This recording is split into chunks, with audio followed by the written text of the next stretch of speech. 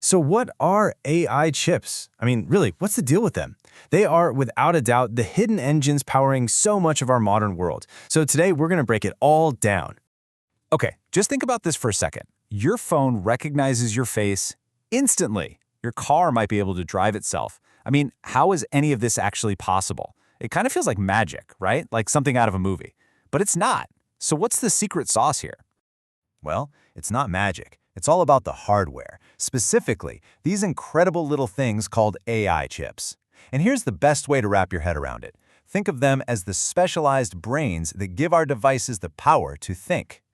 So, what makes these chips so different from, say, the chip in your regular computer?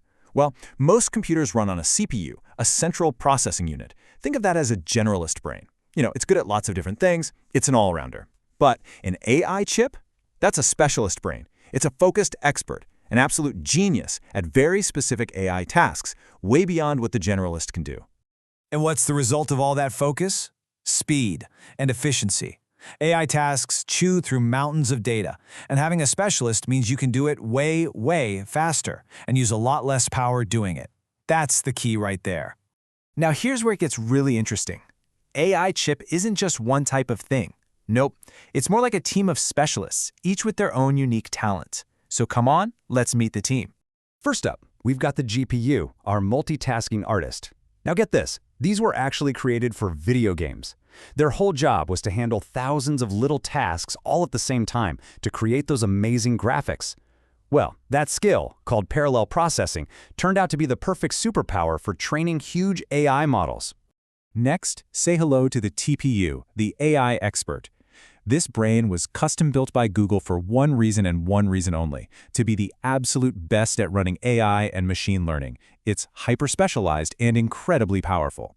And finally, there's the NPU, the on-the-go scout. This is the specialist you've probably got in your pocket right now. It's designed to run AI tasks on your smartphone really fast and efficiently, so it doesn't just drain your battery in 5 minutes. Okay, so we've met the team. We have the artist, the expert, and the scout. But where do these brains actually get put to work out there in the wild?